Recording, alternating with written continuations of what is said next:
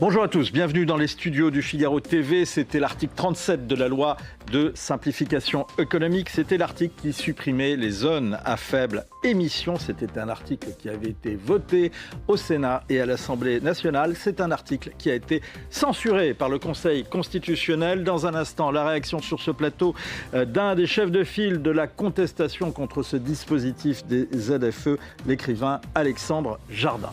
Ça vous a peut-être échappé, comme peut-être d'ailleurs la censure des ZFE, mais ce qui vous a peut-être échappé également, c'est le cri d'alerte d'Arthur Mensch, le fondateur de Mistral AI, le chat GPT à la française, qui supplie les députés et les autorités françaises d'investir dans l'intelligence économique, question de souveraineté, question également d'innovation technologique. On y revient avec l'essayiste Raphaël Doran. Et puis, un coup d'œil au malaise d'une génération. C'est ce qu'a lancé le journaliste et essayiste Pierre Valentin. Il est même allé beaucoup plus loin, beaucoup plus profond, on se sent beaucoup plus intelligent après avoir lu son livre. Il est issu lui-même de cette génération. Il nous donnera donc à la fois son témoignage et son point de vue.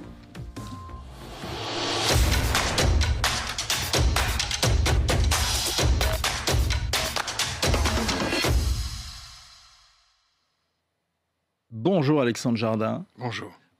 Première question, alors on vous l'a déjà demandé depuis hier, mais quand même, on vous la redemande. Quelle est votre réaction à la censure du Conseil constitutionnel ? On entre dans une crise de démocratie que ces gens-là n'ont pas bien mesurée. Et que le pays est en train de mesurer depuis ce matin. C'est-à-dire que c'est une bombe à fragmentation. Entre un débat de juristes et puis la réalité d'une société, où tout à coup des millions et des millions et des millions de Français vont se retrouver interdits de ville, où le tri humain va commencer à s'appliquer. C'est le tri des voitures. Oui, mais quand on trie les voitures, on trie les gens. Et c'est tout le problème. Les gens qui les conduisent. Oui. Et en clair, on est en train d'exclure des villes massivement les classes moyennes et classes populaires. Il y a 11 millions de véhicules dans les classes 3 et 4. On revient à la case départ. Les classes 3 et 4, c'est les classes critères qui ne seraient pas autorisées. Or, les Français pensaient qu'ils s'étaient débarrassés de ce truc. Et que tous nos combats étaient victorieux, puisque ça avait été voté 2 fois par l'Assemblée nationale. La commission mixte paritaire avec le Sénat était acquise. Donc tout le monde en France avait compris que c'était fini le cauchemar de l'exclusion, de la rupture d'égalité. Et il y avait, tous les sondages nous disaient qu'il y avait à peu près 80% des Français qui étaient soulagés. Même quand ils n'étaient pas eux-mêmes exclus, parce qu'ils avaient quelqu'un de leur famille, quelqu'un de proche, et puis tout simplement parce que ce sont des Français. C'est-à-dire qu'on a une culture, la rupture d'égalité et le tri humain, la ségrégation sociale, la ségrégation spatiale, c'était inconcevable en fait pour eux. Et là, tout à coup, il y a une crise de démocratie. Alors, il y a une crise de la démocratie, mais donc le Conseil constitutionnel a motivé sa décision en précisant qu'il s'agissait de ce qu'on appelle dans le jargon un cavalier législatif, c'est-à-dire que cet article 37 était inclus dans une loi qui, à juger le Conseil, ne concernait pas le sujet pour lequel cet article a été voté. Ce n'est pas la première fois, hein. Il y a eu déjà la censure de la loi sur l'immigration, d'une partie de la loi sur l'immigration, pour les mêmes raisons. Alors, c'est très exactement l'inverse de ce qu'a pensé la commission mixte paritaire Sénat-Assemblée nationale. Donc, c'est une guerre d'interprétation et une guerre politique, en réalité.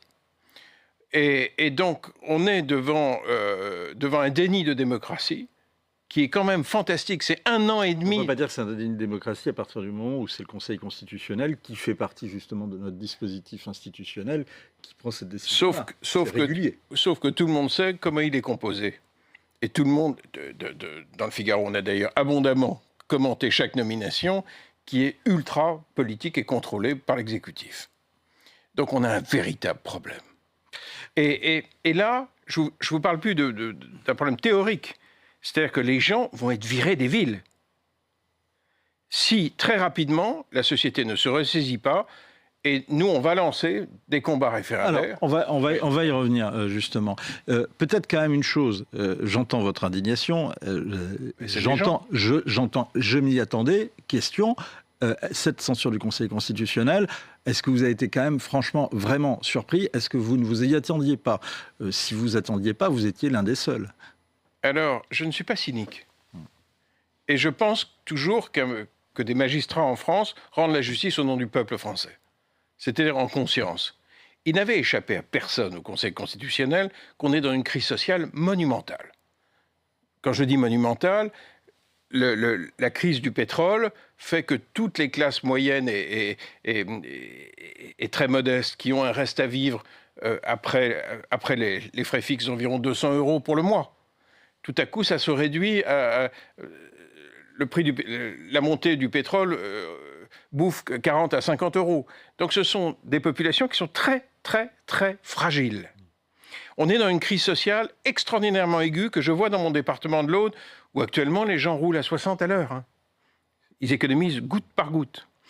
Ou alors, dans mon village, les gens prennent un deuxième métier pour pouvoir aller travailler, payer leur transport. Donc on est dans quelque chose, une société qui est dans un état de tension économique. Donc on n'est pas en train de débattre dans un salon, on est au milieu d'une société qui est en crise très très grave. Et tout à coup, dans ce contexte, on est en train de leur dire « Mais enfin, changez de bagnole. Alors, sortez 30 000 €. Allez vous acheter une voiture électrique. » Mais c'est lunaire pour le peuple. Or, quand je dis que c'est une bombe à fragmentation, c'est que depuis ce matin, les gens, et nous on reçoit un afflux incroyable de messages, et alors, en plus, un afflux incroyable de... Et que vous disent ces messages? Ils disent c'est terrifiant. On croyait qu'on était en démocratie. On pensait que quand on votait pour des députés, ça avait encore un impact. C'est pour ça que je parle de crise de démocratie. Et hier, j'avais des coups de fil sur coups de fil de députés qui me disaient « Mais qu'est-ce qu'on va leur dire ? Qu'est-ce qu'on va leur dire ?» Je veux dire, si la déconnexion entre votre bulletin de vote et ce qui a effectivement lieu, je veux dire, ils ne sont pas profs de droit, ils sont citoyens. Donc ils pensent que quand ils votent pour quelqu'un...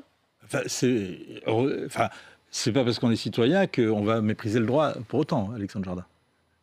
Il n'est pas interdit de rendre la justice au nom du peuple français. Il n'est pas interdit de sortir de la culture du mépris. Qu'allez-vous faire? On va très bientôt, et le Figaro en aura l'exclusivité, lancer un outil référendaire complètement révolutionnaire qui va permettre de mobiliser la nation. À partir du moment où le Parlement est tombé hier, il a perdu son... Ça m'a échappé. Ah ben, hier, on les a renvoyés dans leur corde sur quelque chose qui est de l'ordre des libertés publiques. Oui, mais c'est pas la première fois qu'il y a une censure d'une loi, Alexandre Jardin. Mais c'est pas un débat en l'air. Ce sont des vrais humains qui, par millions, vont être virés des villes. Ils vont pas pouvoir travailler. Je veux dire, les conséquences sociales sont mais astronomiques. Il n'y a qu'à Paris qu'on le voit pas. Donc, je veux dire, ce qui s'est passé en termes de rupture sociale hier soir est d'une gravité, mais sans nom. On peut relativiser à Paris, on s'en fout, on a des RER, mais la France ne fonctionne pas comme ça. Et elle n'a absolument pas les moyens Ce que vous êtes en train de dire, c'est qu'il peut y avoir une déconnexion justement dans des grandes villes, et en particulier dans des villes comme Paris, qui ont une bonne couverture, encore que, parce qu'en banlieue parisienne, et même dans les banlieues décrites comme aisées, parfois il y a effectivement des déconnexions complètes. Il n'est pas plus facile d'aller parfois à Lille ou à Bruxelles que d'aller en région parisienne, de se déplacer en propre région parisienne, donc il y a quand même cette différence-là. Mais ce que vous dites, c'est que il y a une déconnexion entre des zones où il y a finalement toujours des bus, des métros, des RER des trams, et des zones où on ne peut pas faire autrement, comme dans l'Aude, comme en Charente, comme dans certaines régions en Gironde notamment, on ne peut pas, ou les Bouches-du-Rhône, on ne peut pas, ils vivent autrement. Provence, on ne peut pas. Les gens vivent autrement. Et la ruralité, c'est 40%. Si on prend les grandes banlieues des grandes villes, c'est en gros les 2/3 de la nation. Or, il se trouve que quand on est dans une crise du pouvoir d'achat effrayante, l'idée de changer... Lorsqu'ils ont vu le gouvernement arriver et dire Mais on a des solutions. On va électrifier. Vous allez voir ce que vous allez voir en 2030. Mais les gens se sont sentis... On leur a craché à la gueule. Leur problème, c'est comment payer le prochain plein. Alors, justement, le gouvernement a annoncé des aides hier et le Premier ministre Sébastien Lecornu, entouré d'un certain nombre de ministres, a annoncé un certain nombre d'aides du gouvernement, au total autour de 700 millions d'euros jusqu'à la fin du mois d'août. Est-ce que, entre guillemets, ça ne vous console pas? C'est effrayant. Ah oui, à ce point-là? C'est absolument effrayant parce qu'on a ciblé... quand un techno s'y met... dans le ciblage, il oublie l'essentiel. Et or, ce que tout le monde a compris en France, c'est que si on arrête, par exemple, de financer le soutien aux éoliennes, c'est 14 milliards de subventions. Si on suspend simplement quelque chose qui est hors budget, qui ne touche pas au budget, qui s'appelle les certificats d'économie d'énergie, il y en a pour 4 milliards. Si on arrête demain matin, en disant il y a une guerre, il y a une situation exceptionnelle, on peut repousser d'1 an, on peut suspendre pendant 1 an, on peut tout de suite baisser pour tout le monde de 20 centimes le litre de gasoil, par exemple. Bon. Mais au lieu de prioriser les gens, ils se mettent à faire au compte-gouttes en se disant « Tiens, jusqu'où vont-ils tenir? Jusqu'où la misère va tenir ?» Mais c'est complètement fou. C'est complètement... l'ensemble de l'Europe est en train de prendre acte de ce que je dis. L'Allemagne, c'est pas un pays de fous. Ils sont en train... L'Espagne, c'est pas un pays de fous. Ils sont en train de prendre soin de leur population. Alors, la petite musique qu'on entend, c'est « Ah oui, mais la France n'aurait pas les moyens. » C'est exact. Si on continue à dépenser dans des choses absurdes. Est-ce que... Il faut couper ça. J'entends. Est-ce que vous ne pensez pas, si on revient à la question justement des zones à faible émission, des 45 ZFE, qui entrent donc de toute façon en vigueur là aujourd'hui, de fait de cette censure, mais que est-ce que vous ne croyez pas, comme Pierre Chasseret, par exemple, de 40 millions d'automobilistes, qu'on va rester pour l'instant au stade expérimental et que finalement les mesures, et en particulier les mesures d'interdiction ou d'amende, ne vont pas être mises en application? Alors, je prie pour que vous disiez la vérité. La vérité, c'est malheureusement qu'à Paris, comme à Lyon, il y a des équipes qui se sont fait élire avec des promesses d'application. Ça, c'est la démocratie, d'un autre côté. Oui. Parce qu'elles ont gagné. Oui, mais sauf qu'au moment où ils se font élire, la loi est suspendue. Donc personne n'a vu la menace, alors que là, tout à coup, la menace revient. Et là, en ce moment, quand je vous dis que c'est une bombe à fragmentation, c'est qu'en ce moment, par exemple, les métiers d'artisans, les plombiers qui ont des clients en centre-ville, sont en train de se rendre compte qu'ils ne peuvent pas. C'est-à-dire qu'un par un, là, on commence à recevoir une marée de messages de gens qui s'aperçoivent que, par exemple, tout ce monde-là des artisans, eh ben, ils n'auront pas accès à leurs clients.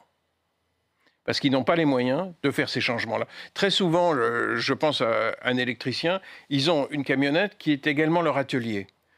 Donc c'est leur équipement. J'en ai eu un ce matin dans l'Aude. Je lui ai dit, tu vas faire comment? Et il m'a dit, mais j'irai plus en ville. J'ai dit, comment tu iras plus en ville? Il me dit, non, j'irai plus. Je n'ai pas les moyens d'investir, je ne peux pas. Donc, on est quand même dans... S'ils n'ont pas les moyens d'investir, est-ce qu'ils ont les moyens de continuer sans aller en ville? Mais ils sont à l'arrêt, ils n'ont pas la trésorerie. Ils n'ont pas la trésorerie.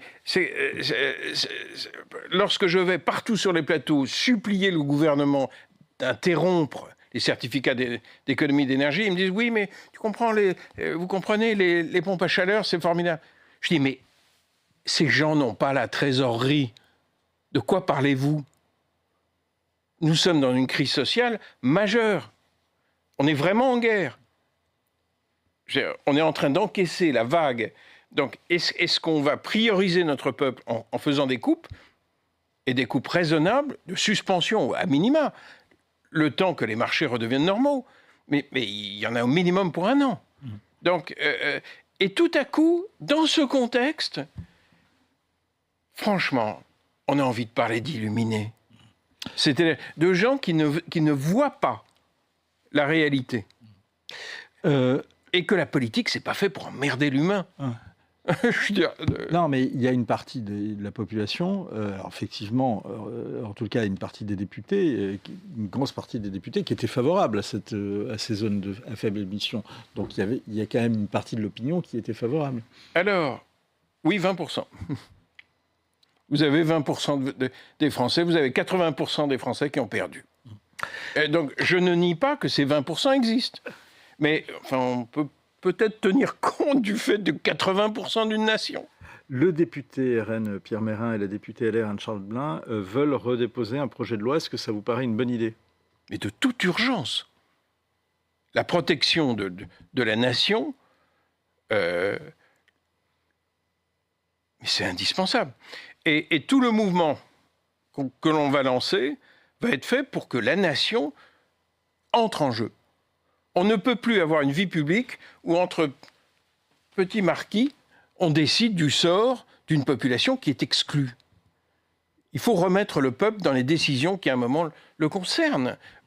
Mais le concernent donc, Dieu merci, il y a des députés qui, là, avaient anticipé, mais sincèrement, moi, je ne pensais pas pardonnez-moi, mais je ne pensais pas qu'ils étaient assez fous. Je pensais qu'il y aurait un reste de lucidité, un reste de compassion, d'intérêt vaguement pour l'humain, et qu'on n'allait pas s'enfermer dans un débat de droit. Ils sont en train de craquer une allumette dans une garrigue sèche. Est-ce que vous pensez que ça peut être un thème pour la campagne présidentielle? Mais si on ne le voit pas, c'est qu'on est totalement aveugle. Il y a probablement, dans les dernières lois qui ont été débattues, il n'y a rien qui concerne autant l'organisation de la vie. Pourquoi est-ce que LFI a basculé? Alors qu'au départ, Jean-Luc Mélenchon était plutôt dans un accord avec les Verts. Pourquoi? Tout simplement parce que sa base nous a rejoints. Je pense à des groupes d'infirmières autour de Rennes qui vivent dans des villages et qui travaillent dans des hôpitaux. Elles n'allaient pas prendre 135 € d'amende, aller et retour avec des radars. Donc tout à coup, ces filles ont paniqué. Ces femmes ont paniqué. Donc à un moment, il faut être extrêmement attentif. Et puis gentil, quoi. On n'a pas à bâtir une société infernale pour nos concitoyens. Alors on verra pourquoi. Peut-être la société peut être infernale pour les concitoyens. Tout à l'heure d'ailleurs dans une autre partie avec Pierre Valentin. En attendant, merci beaucoup Alexandre Jardin. Je rappelle votre livre également, Les Gueux. C'est avec un hashtag, bien évidemment, puisque c'est le hashtag Les Gueux également qui est votre cri de ralliement sur les réseaux sociaux. Et c'est aux éditions Michel Lafon. Et on continuera, bien évidemment, à suivre tous ces Et on viendra vous annoncer le petit référendaire. Entendu. Eh bien, le rendez-vous est pris. Merci beaucoup, Alexandre Jardin. Le 12 mai dernier, Arthur Mensch alertait les députés français sur les pertes de souveraineté en matière technologique, les pertes de souveraineté française, en particulier par rapport aux Américains. Ça vous a peut-être échappé, et ça a échappé d'ailleurs aussi, on va le voir, à pas mal de parlementaires. Et donc, pour eux, pour vous, pour nous, voici un extrait de cette intervention. Il faut vraiment faire attention à ce sujet, de ne pas distinguer le cloud et se dire on a perdu la bataille du cloud, il faut qu'on remonte sur le cloud. Pour remonter sur le cloud, il faut passer par la valeur ajoutée importante. La valeur ajoutée importante, celle qui fait la croissance, c'est l'intelligence artificielle. À partir de là, tout le reste du cloud peut découler. Mais il faut concentrer les efforts aux endroits où on est fort. Il se trouve qu'on a cette chance d'être relativement fort en intelligence artificielle. Il se trouve qu'on a cette chance d'avoir de la capacité électrique. Si on combine les deux, on peut retrouver une part de marché qui est soutenable. Et il faut absolument le faire, parce que sinon, on va devenir un État vassal. Bonjour Raphaël Dohan. Bonjour. Que vous inspire justement cette audition et la configuration, j'allais dire le manque d'affluence à l'Assemblée. Ouais. D'abord, c'est très bien que Arthur Mensch ait fait cette audition, parce que je trouve que de manière générale, les patrons, en particulier de la tech en France, ne prennent pas assez la parole dans le débat public. Et il y a besoin d'entendre ce qu'ils ont à dire, en particulier ce que Arthur Mensch a à dire. Débat, je veux bien le croire, mais enfin, public, il n'y en avait pas beaucoup. Il en manquait singulièrement. Non seulement il en manquait, même si je crois que c'est souvent le cas dans ce genre de commission d'enquête, mais en particulier, ce qui m'a frappé quand vous écoutez toute l'audition, c'est les questions aussi que posent les rares députés qui sont présents. Alors, c'est soit des questions où il demande à Arthur Mensch de leur expliquer des connaissances de base en IA, alors que c'est censé être une commission d'enquête spécialisée sur le numérique. Donc on pourrait imaginer qu'ils auraient un peu révisé leur copie avant. Donc ils demandent à Arthur Mensch de leur expliquer vraiment des connaissances de base. Mais surtout après, à un moment, Arthur Mensch leur explique on a vraiment 2 ans pour investir et ne pas devenir un continent vassal des Américains et des Chinois. Et il faut investir dans des centres de données, dans la puissance de calcul pour les modèles d'intelligence artificielle. Et le député qui prend la parole juste après dit ah oui mais quand même un des centres de données que vous êtes en train de construire pour 2029 il y a un champ de betterave dessus et je suis pas sûr que ce soit très bien pour la durabilité et pour l'écologie, etc. Donc en fait on voit à quel point il y a 2 mondes qui s'opposent et il y en a un qui a vraiment compris l'urgence de la situation, c'est celui d'Arthur Mensch, et celui de l'Assemblée est encore un peu en retard. Alors c'est intéressant ce que vous dites, c'était une question que je voulais aborder avec vous, mais on va l'aborder tout de suite. Justement, il y a la question. Emmanuel Macron, ce vendredi, donc, est en train d'effectuer également une visite qui est connexe à un sujet autour du quantique.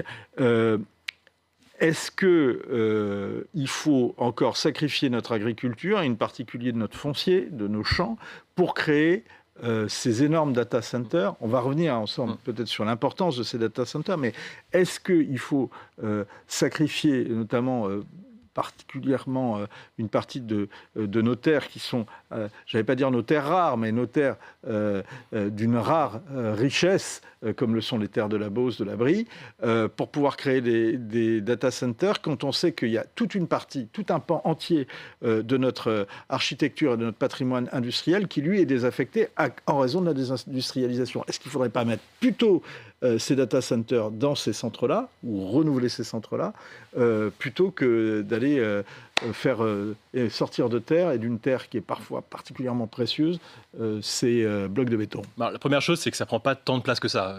Évidemment, à l'échelle d'une petite commune, on a l'impression que c'est un projet énorme, mais en fait, à l'échelle de la France ou de l'Europe, c'est vraiment assez anecdotique, l'espace que ça représente.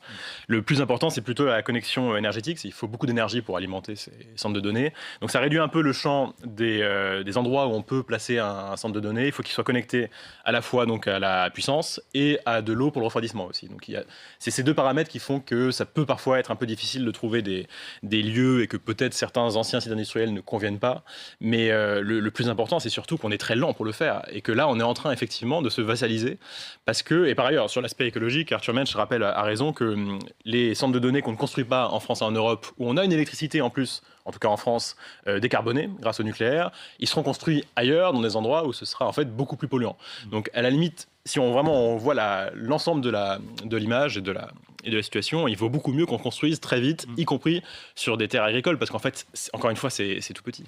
Alors, Raphaël Laurent, d'abord, pour expliquer quand même à nos téléspectatrices et téléspectateurs ce qui est en jeu, d'abord, quelle est l'ampleur du retard et quel est l'enjeu aujourd'hui, enfin, quelle est l'ampleur du retard en matière d'intelligence artificielle de la France par rapport aux États-Unis?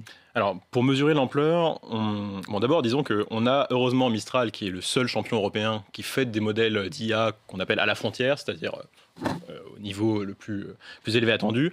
Pas tout à fait à la frontière, cela dit, parce qu'ils sont moins bons que les modèles que font les 2 grands géants, enfin les 3 grands géants, Google, OpenAI et Anthropic aux États-Unis.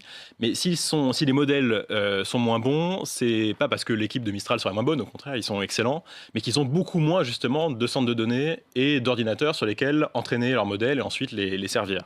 Alors l'ordre de grandeur, c'est vraiment de 1 à 20. On a Mistral aujourd'hui environ 100 mégawatts de capacité de calcul, on le mesure en électrons finalement. Des acteurs comme Anthropic ou OpenAI, on peut imaginer qu'aujourd'hui c'est plutôt de l'ordre de 2 gigawatts, et tout ça c'est une courbe exponentielle. Donc on est très en retard, mais pas pour des raisons de compétences. On est en retard parce qu'on n'a pas investi dans l'infrastructure. Pour des raisons de moyens. Parce que c'est la question, en fait, quand on voit effectivement l'avance américaine, l'avance chinoise également, on se dit, mais qu'est-il arrivé à la France, le pays de l'invention du Minitel, la patrie des découvreurs d'ARPANET, qui sont les pionniers d'Internet pour avoir raté le train de l'IA? D'abord, question, est-ce qu'on a raté le train de l'intelligence On artificielle. n'a pas tout à fait raté parce qu'on a au moins un acteur, ce qui n'est pas le cas de quasiment aucun autre pays européen n'a un acteur équivalent, et si on sort de la Chine et des États-Unis, il n'y en a pas non plus. Donc on peut au moins être content d'avoir un acteur comme Mistral. Ensuite, ce qui fait qu'on n'a pas l'ordre de grandeur des Américains ou des Chinois, c'est qu'on a raté la révolution d'avant, qui était celle du numérique et du cloud, qui avait permis de constituer les fameux GAFAM, les Google, Apple, Facebook, Amazon, Microsoft, qui eux ont eu en fait tellement de profits. C'était une activité tellement rentable qu'ils peuvent ensuite investir énormément de capitaux dans l'investissement qui est nécessaire à l'intelligence artificielle. Ce qui manque à un acteur comme Mistral, et ce qui manque à tous les acteurs qui essayent de faire des modèles d'IA en Europe, en fait, c'est l'accès aux capitaux suffisants pour investir dans l'infrastructure. Combien il faut, par exemple, combien il faudrait aujourd'hui, par exemple, pour que Mistral puisse justement rivaliser? C'est vraiment des centaines de milliards d'euros d'investissement. Mais combien? Plusieurs. Ça dépend de l'échelle que vous voulez avoir, mais c'est de l'ordre de. Si on va arriver, par exemple, au niveau d'Anthropic. Alors c'est dur de calculer parce que je ne pourrais pas vous donner des chiffres tels quels parce qu'on ne sait pas nous-mêmes exactement quel On va demander à des data centers. Même Anthropic, on n'a pas des données publiques. On les aura d'ailleurs à un moment parce que ces sociétés-là, Anthropic, OpenAI, préparent leur entrée en bourse. Donc à un moment, on aura une visibilité plus grande et plus détaillée sur les investissements qu'ils font, sur comment ils l'utilisent, sur le financement, etc. Mais oui, c'est de l'ordre de plusieurs centaines de milliards d'euros à dépenser dans les prochaines années. Quels sont les atouts aujourd'hui de la France dans cette pour ne pas complètement rater? Donc vous avez dit, le premier atout, on l'a bien compris, c'est le seul pays à avoir une entreprise et un opérateur comme Mistral. Alors on a deux atouts. Le premier atout, mais c'est à double tranchant, c'est les compétences. On a effectivement de très bons chercheurs. Le plateau de Saclay. Ouais, voilà, et on a des grandes écoles qui forment de très bons ingénieurs et de très bons scientifiques. Le problème, c'est qu'il faut réussir à les retenir. Et aujourd'hui, c'est très difficile de les retenir parce que les salaires et les offres sont tellement supérieurs aux États-Unis. Et puis même le travail lui-même peut être tellement plus intéressant aussi dans les grands groupes qui justement ont de la puissance de calcul pour faire travailler, que c'est très difficile de les faire retenir. L'autre avantage qui, lui, est plus concret, enfin plus matériel, c'est qu'on a le nucléaire. Donc on a une énergie qui, en principe, est peu chère et décarbonée. C'est ça qu'il faut peut-être expliquer à ce stade, c'est que à la fois les centres de recherche, donc en gros, on va mettre, pardon, je vais caricaturer, mais on va mettre des ordinateurs un peu partout pour calculer. Et comme on en met un peu partout, il faut de l'électricité. Et comme ça, ce calcul consomme beaucoup d'électricité, il faut avoir des grandes... Plus on a... plus on a de pétrole, si j'ose dire, plus on a d'électricité, en tout cas de carburant pour faire tourner, et bien plus on pourra calculer et meilleur on sera dans cette course. Vous avez dit, c'est exponentiel. Le problème, et c'est peut-être quelque chose qu'on ne sait pas, parce que en France, on a peut-être aussi tendance à s'endormir sur nos lauriers. On a le nucléaire, mais à un moment, la consommation électrique va devenir une course mondiale. Et ce qu'on ne voit peut-être pas, c'est que les Américains sont en train de préempter cette consommation électrique. Mais est-ce que, par exemple, les Américains sont en mesure de consommer tout ce que produisent nos centrales nucléaires? Nos centrales à nous? Oui. Aujourd'hui, oui, le principal danger, c'est qu'on n'ait pas fait suffisamment d'investissement dans nos propres capacités énergétiques pour que dans les années à venir, on puisse absorber la demande. C'est ça qui va être le plus décisif. Je crois que Arthur Mensch dit dans son audition que... Mais techniquement, la Silicon Valley peut quand même nous prendre de l'électricité qui est produite à Chinon ou à... Ils peuvent s'en servir au moins. Alors, il y a des questions de... La principale manière dont ils pourraient s'en servir, c'est pour servir leur propre modèle en Europe. Ils ont des clients en Europe. Je sais pas, Google, par exemple, un modèle qui s'appelle Gemini. S'ils veulent que l'intelligence de Gemini soit accessible en Europe, le plus simple, c'est de faire tourner un data center de Gemini sur un centre de données en Europe le plus en fonction d'opérateurs électriques européens. Et il y a des cas où on a vraiment besoin que ce soit proche pour avoir la moindre latence possible. Mais non, la question, c'est est-ce que tout simplement on arrive à absorber la demande qui va naître parce que là, aujourd'hui, on est à un stade où tout le monde se sert, une grande partie des gens se servent de ChatGPT, de Claude comme une sorte d'assistant personnel, mais de plus en plus, on va industrialiser l'usage de cette intelligence supplémentaire.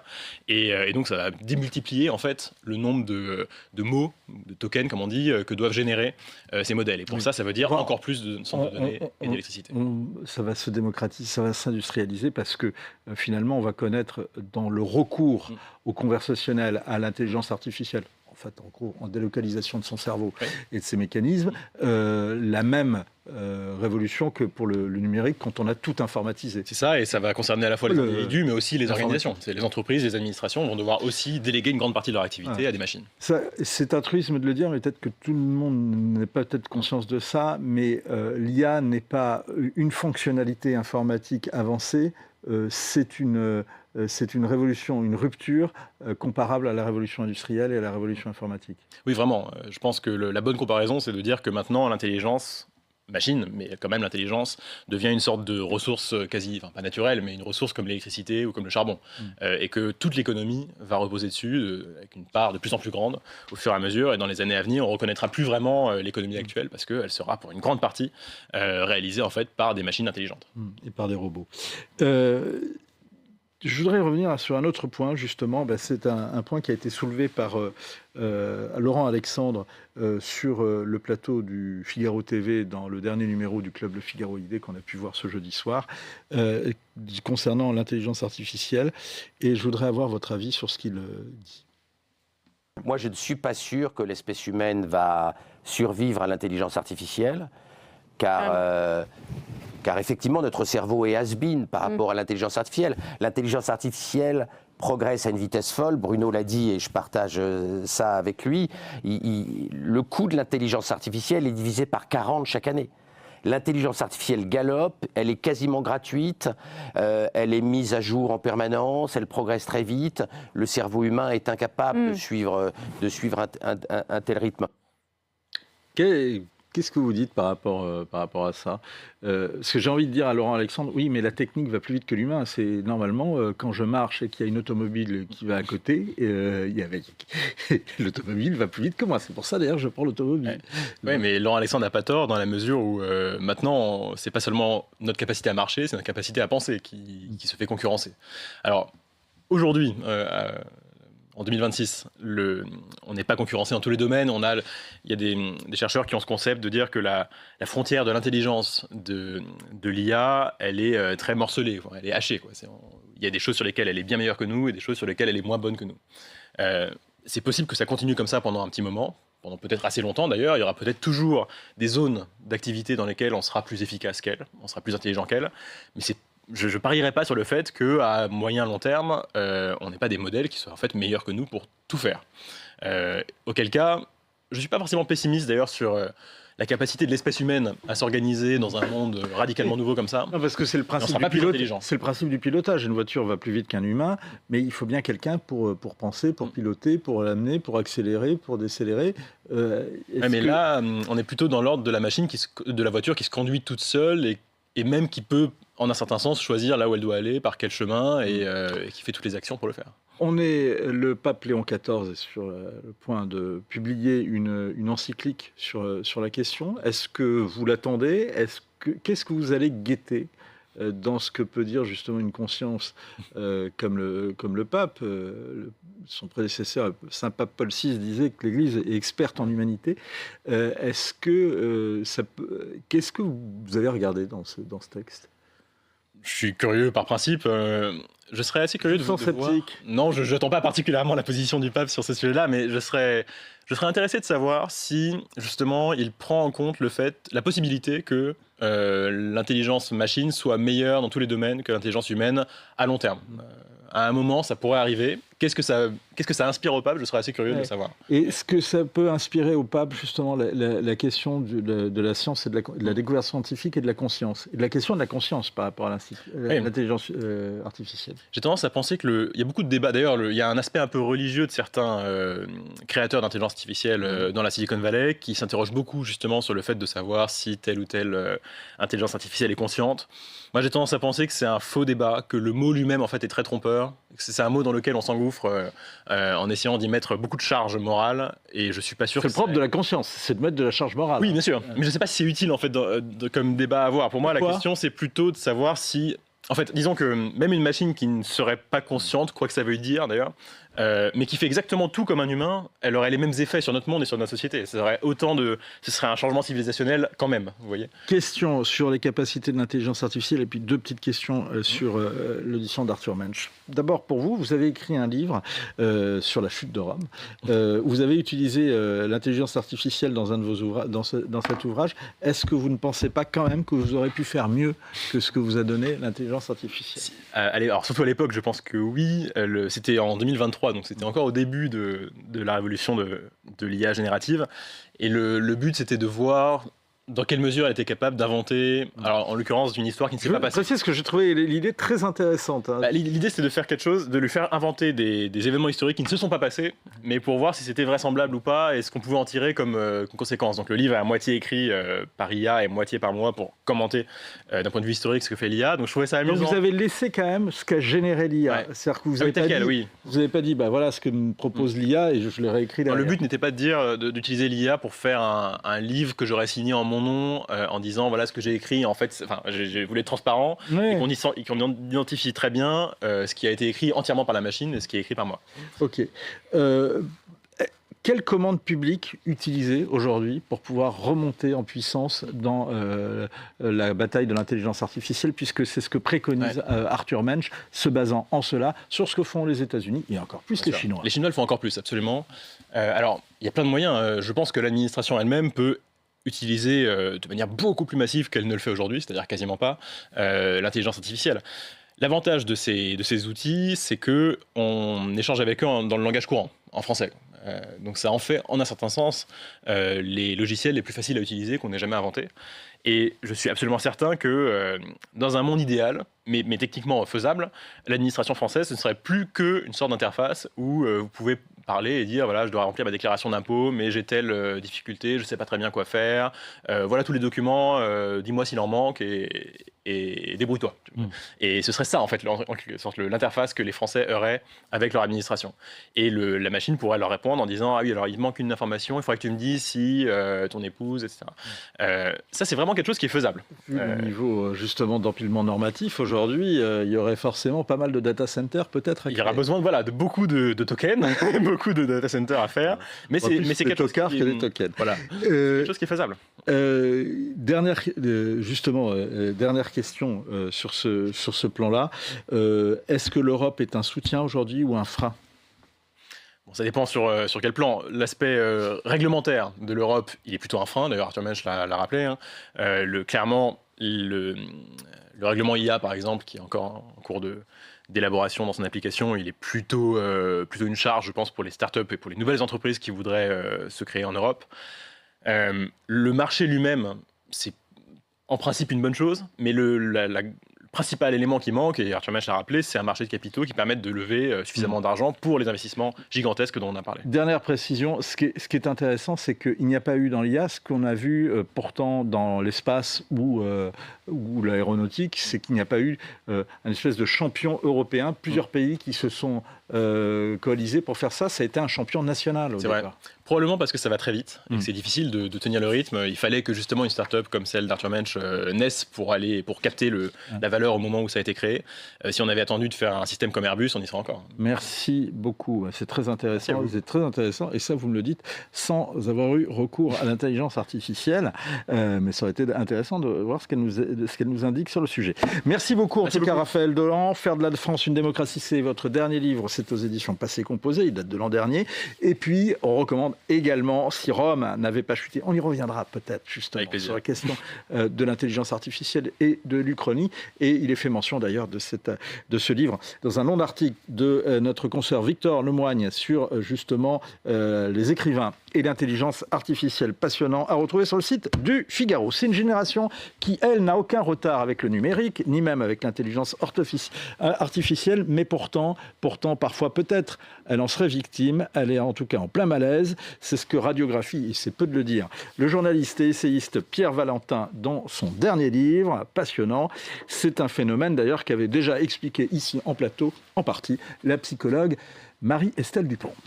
Les besoins d'un enfant et d'un adolescent pour devenir un adulte équilibré sont des besoins très spécifiques qui entrait en contradiction avec un certain nombre de mesures, et notamment le confinement.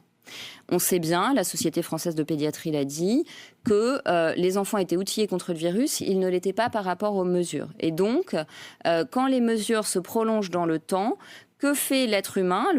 La nature est bien faite pour ne pas aller mal. Finalement, il s'adapte à quelque chose, mais qui est mauvais pour lui. Donc, il va se couper d'un certain nombre de ses besoins et de ses perceptions. Donc, ça fait des enfants qui finalement se tassent un peu sur eux-mêmes, se congèlent un peu, vous disent que tout va bien, tout va comme d'habitude, parce qu'ils veulent pas inquiéter leur figure d'attachement, ils veulent pas mettre leurs parents en difficulté. Mais finalement, ils vont rétrécir dans des sphères où ils sont vraiment dans la période sensible de leur développement. Période sensible, c'est un terme d'éthologie qui veut dire la période propice à l'acquisition d'une compétence. Et donc, des petits ont eu des retards de parole parce que les adultes étaient masqués en crèche, des enfants ont eu des phobies scolaires, ils ont développé une image très mélancolique pour certains de leur corps, c'est-à-dire une vision très dépréciée de leur corps qui était un danger pour autrui ou qui était trop fragile. Et donc, il faut rétablir, je crois, un peu de nuance aussi dans la tête de ces enfants et leur dire que oui, la maladie existe, mais que leur corps fonctionne et continuer à leur faire faire ce dont ils ont besoin pour leur développement, c'est-à-dire du sport notamment, et puis des échanges avec des camarades. Bonjour Pierre Valentin. Alors c'est très intéressant de réentendre Marie-Estelle Dupont justement pour parler de ces questions-là parce que vous les creusez dans votre livre. Le confinement 2020 a été vraiment un phénomène marquant, on allait dire peut-être une rupture, c'est en tout cas ce qu'on apprend dans votre livre, pour cette génération. Oui, alors il y a 2 cassures dans les courbes de la santé mentale de la génération Z. Donc génération Z, ceux qui ont entre 13 et 31 ans, pour ceux qui nous écoutent. Et il y a une première cassure qui est le début de la décennie 2010. Où là, c'est les réseaux sociaux notamment qui jouent les écrans. Mais il y a une deuxième cassure qui est en effet 2020-2022, qui est la période de confinement. Et dans les nombreuses raisons qu'on peut donner, il y a la solitude à marche forcée que ça a mis en place et le fait d'avoir achevé les solidarités organiques, où les jeunes en effet sortaient beaucoup moins. Et là, on a vu une explosion, c'est-à-dire que la Fondation Jean Jaurès avait travaillé là-dessus. Entre un peu avant le premier confinement et un peu après le dernier, on a vu une augmentation chez les moins de 15 ans de tentatives de suicide de 299%. Donc si vous voulez, on a vraiment vu une explosion et plein de courbes qui montaient depuis longtemps ont explosé pendant cette période-là et ensuite ont légèrement baissé à la fin de la séquence Covid, mais n'ont pas baissé autant que leur situation pré-Covid. Donc en tout cas, il est clair que la gestion de la séquence Covid a été un moment très significatif dans la détérioration de la santé mentale de la génération Z. La génération Z est-elle essentiellement une victime ? Non, alors je pense que premièrement, le fait de se percevoir comme victime aggrave généralement la situation, parce que l'un des sujets principaux aussi de cette génération, l'un des paradoxes que j'ai voulu cerner, c'est que la génération la plus individualisée de tous les temps, particulièrement la génération Z américaine, qui peut se customiser son genre, sa couleur de cheveux, son métier comme jamais dans l'histoire de l'humanité sans doute, est aussi celle qui paradoxalement se sent le moins responsable de son destin, le moins libre de choisir sa vie. On le voit avec la hausse de l'extrodétermination. Dans extrodétermination, le terme fait peur et fait un peu barbare, mais c'est simplement le fait de se sentir déterminé par l'extérieur, contrairement au fait de se déterminer soi-même par l'intérieur et par ses motivations. Et juste là-dessus, le fait de se percevoir comme victime aggrave cela parce qu'on se sent plus libre de son destin non plus. Ouais.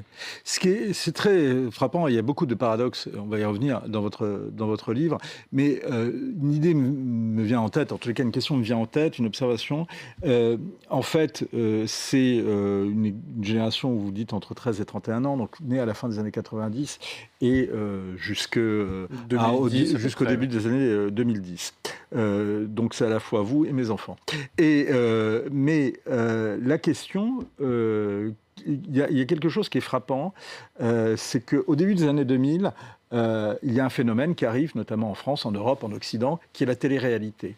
Et à cette époque, pour les gens qui avaient votre âge à l'époque, où on demandait de plancher, il y avait des questions, on disait justement sur le dévoilement de l'intime. Et on voyait déjà un phénomène se produire, c'est-à-dire que de plus en plus on était exposé et de moins en moins, on avait de vie intime ou de vie intérieure. Jean-Marc Varro fait dans le Figaro, d'ailleurs, à l'époque, au moment de Love Story, une tribune assez amusante en disant « Malheur à ces jeunes gens qui n'ont pas de livres dans leur bibliothèque ». On est de plus en plus exposé et finalement de plus en plus explosé.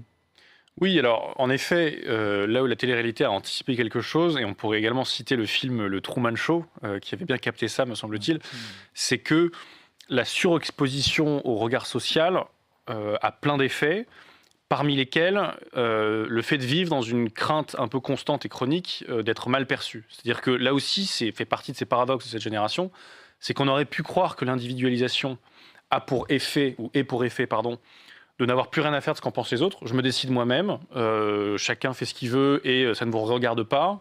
Qui êtes-vous pour me juger, etc. Et en réalité, ça a eu paradoxalement l'effet inverse, via les réseaux sociaux notamment, qui est cette crainte constante du regard social, du qu'en dira-t-on, de que vont en penser les autres. Et là-dessus, la caméra en 360 degrés de la télé-réalité a anticipé, me semble-t-il, cette tendance-là. Et d'ailleurs, la première télé-réalité s'appelait Big Brother.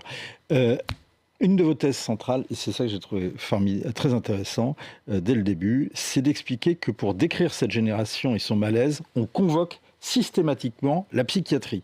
Première chose. Et la deuxième chose, c'est que vous dites que ce n'est non seulement pas une solution, c'est même le problème. Oui, alors j'admets pour ceux qui nous entendent que ça puisse paraître contre-intuitif. On se dit pourquoi est-ce que plus de psy et plus de médicaments ne vont pas nous sauver?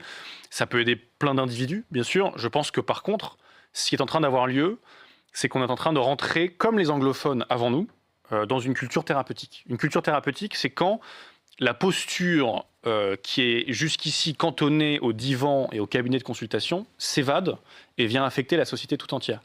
Tout à l'heure, j'ai parlé du fait que la posture de victime, dans la durée, donc l'extrodétermination, le fait de se sentir pas responsable de sa vie et déterminé par des forces extérieures, est prédictrice à la fois de complotisme et d'une mauvaise santé mentale, de dépression. Parce que, assez logiquement, si, avec un langage psychiatrique, thérapeutique, on dit non plus je suis malheureux, mais je suis dépressif, c'est-à-dire quelque chose que je ne contrôle pas et qui me tombe dessus, eh bien, on ne se sent pas maître de son destin et, assez logiquement, ça favorise une sorte de fatalisme déprimant.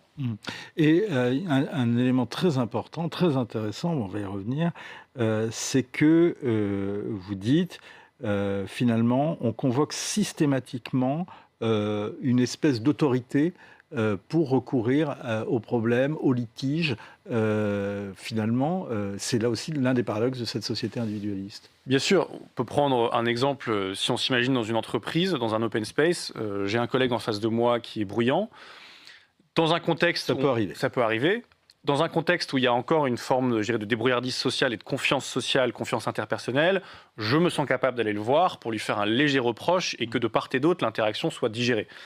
Lorsque on a une génération beaucoup plus asociale, ce qui est le cas de la mienne, parce qu'encore une fois, je n'écris pas ce livre d'un point de vue extérieur, j'en suis et je l'écris avec compassion et une compassion critique, mais une compassion quand même.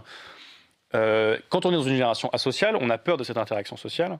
Et donc, mécaniquement, ce qui a tendance à avoir lieu, c'est des multiplications de structures de délation, où plutôt que de faire le reproche directement à mon collègue, je vais aller en parler au N+1, ou alors faire même une requête plus formelle et une plainte bureaucratique interne. Et on voit comme ça comment, j'ai voulu parler d'asocialisme dans l'ouvrage, le caractère asocial de cette génération favorise l'étatisation des rapports sociaux, parce qu'on ne gère plus les problèmes entre quatre yeux, horizontalement, mais verticalement. On le disait, donc c'est une génération aussi, vous l'appelez la génération des zoomers, du nom de Zoom, l'application de visio, et le numérique est au cœur de cette génération et de son malaise. Expliquez-vous, vous nous l'avez expliqué. Il y a un autre phénomène paradoxal qui était noté également par Boris Cyrulnik, qui a été interviewé par nos confrères du service des social media. Je vous propose de l'écouter, on y revient juste après. Les enfants aujourd'hui qui n'ont jamais été autant respectés, qui n'ont jamais eu des conditions de développement physique aussi bonnes qu'aujourd'hui, n'ont jamais été autant anxieux qu'aujourd'hui. Depuis le virus, la pandémie, le confinement, les chiffres sont stupéfiants. À Mons, en Belgique, on a évalué que 39% des adolescents étaient anxieux, au point d'en souffrir. Ils ont des conditions de confort que nous, on n'avait pas, ils sont anxieux. Parce qu'ils ont perdu ce lien stable, sécurisant, qu'on appelle l'attachement. Commentaire. Alors, en effet, l'anxiété est un des phénomènes majeurs de cette génération. Ce qui est fascinant, me semble-t-il, avec l'anxiété, c'est là qu'on voit, encore une fois, qu'on ne peut pas séparer crise culturelle et crise psychologique. C'est que c'est un fondamentalement... C'est ça le fond de votre thèse, c'est que c'est une crise d'abord et avant tout culturelle. C'est une crise du sens. Et l'anxiété, c'est quoi, sinon un rapport à l'avenir, un rapport à ce qui vient. Et le stress est une réaction naturelle face à un examen important, face à un rendez-vous décisif. Mais lorsqu'il se pathologise et devient constant et chronique, là, on parle d'anxiété. Et on a une génération qui, de par l'effondrement du temps de jeu sans supervision, c'est-à-dire que le fait qu'ils n'aient pas pu grandir autrement que comme des poulets en cage, en quelque sorte, et donc de devenir plus débrouillard dans l'espace public et de s'aguerrir, mécaniquement, la perception de ce qui constitue un danger s'élargit, s'assouplit.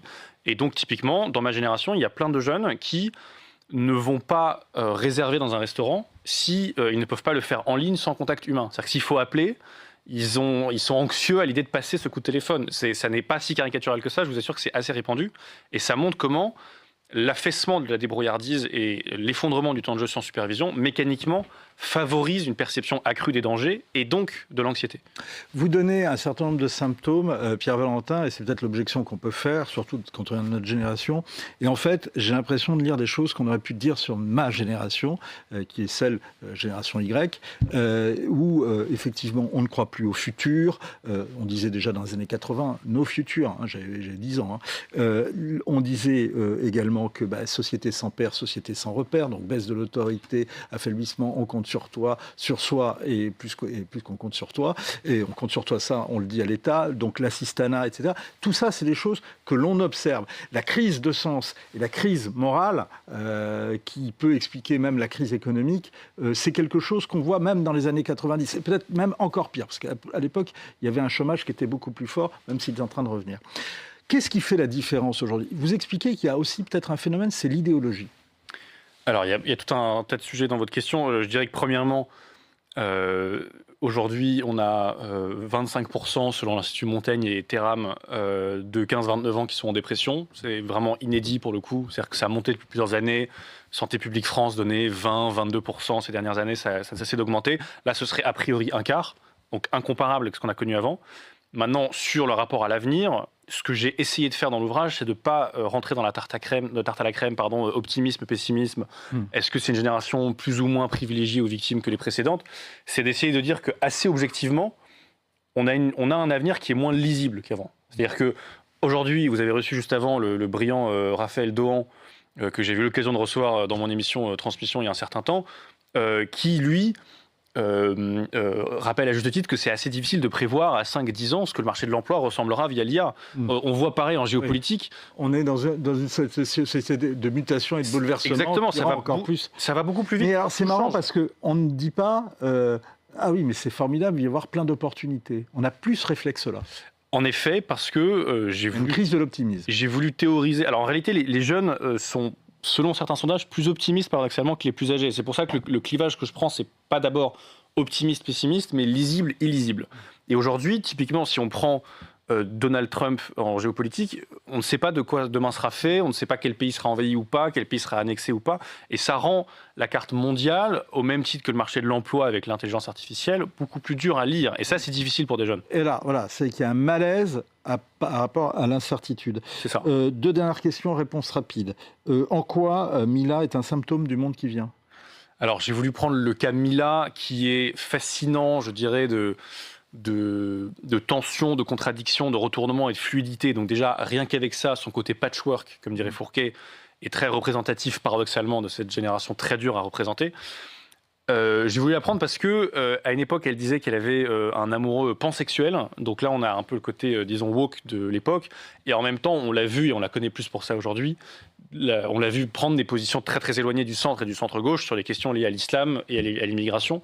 Et je trouvais ça intéressant d'avoir cette sorte de 68ardisme sécuritaire s'incarner en elle, avec ces deux facettes à la fois. Et ultra-conservateur, ce qui est très intéressant parce que toutes les catégories sont en train de voler en éclats, oui. Et on n'est pas obligé d'être convaincu par votre explication tirée de Christopher Larche sur la psychanalyse et la vie politique, mais c'est très intéressant, en tout cas ça fait réfléchir. Est-ce qu'il faut voir dans le malaise de cette génération et la crise de la lisibilité, l'explication d'un attrait plus fort pour les religions, l'identité, et en particulier une force peut-être pour l'islam ?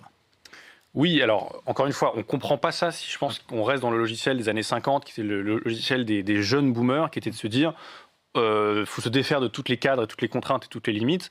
Là, on a basculé dans une telle fragmentation des possibles que justement, on recherche des cadres et des limites. Ça peut prendre la forme de la religion et de l'islam. Ça prend également la forme du développement personnel, où pour le coup, les jeunes cherchent des influenceurs qui leur disent « levez-vous à telle heure, mangez telle chose ». C'est l'époque des gourous aussi. Aussi, tout à fait. Donc, c'est la faute de Bernard et Chantal, toute cette situation. Rapide. Écoutez, ça sert à rien de blâmer des individus. Par contre, c'est sûr qu'au niveau générationnel, ne serait-ce qu'au niveau de la dette, c'est la génération de l'endettement. Et donc, le mur de la dette qui participe à cet effondrement de l'avenir est clairement à mettre en large partie dans le jardin du baby-boom. On pourra remonter le moral et sauver cette génération. Et ça, c'est à la fin de ce livre qu'il faut absolument lire. Un livre profond qui vous rend plus intelligent. Allez, éteignez vos portables, allez lire le livre. Bon week-end sur le Figaro TV.